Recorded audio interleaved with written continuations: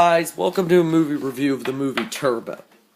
In case you don't know what it is, it's about a snail that dreams of being fast and being a race car or whatever, and then he gets caught in this engine thing after an incident, and then he turns into the superpowered snail that can drive super fast, can move as fast as a race car, and it's all right. Not a special movie. I wouldn't say I'd watch it again. It's not a great movie, but it's not terrible either. It's just meh. The concept is ridiculous, and if you can ignore the fact that the whole idea behind this movie of the snail gaining the power to drive as fast as a race car is completely ridiculous. Which it can be hard to do sometimes, especially when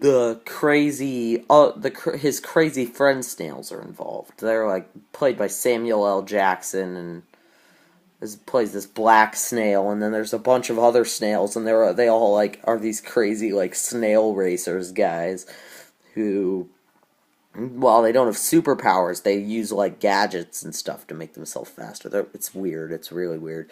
One point they hijack a bus to get more publicity for the main character, which is at moments like that where you're like, this is a ridiculously far-fetched idea. But, if you can ignore the idea that the concept is so far-fetched and ridiculous, it's not a bad movie. It's got some flaws. It's kind of the main flaw is that it's so ridiculous and hard to ignore, but the funny characters make up for it, and towards the end you start to get into it, sort of. I don't know. I mean, I do get into movies pretty easily, so I imagine some of you won't get into it as much as I did. It really all depends. But don't come in expecting it to be a great and awesome movie, because it's not that. It's average. Overall, at this time, I don't think I would recommend seeing it, because there are much better movies coming out, like Catching Fire, or have already come out actually, Catching Fire, or Desolation of Smaug, or other movies that I don't know about. I don't watch a lot of movies, so I wouldn't know. Or Anchorman 2, probably be funnier.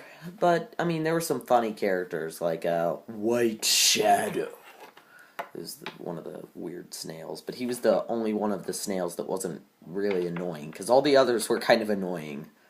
All the other, his friend snails, the crazy snails I was talking about earlier, all the other ones were kind of annoying, except for him.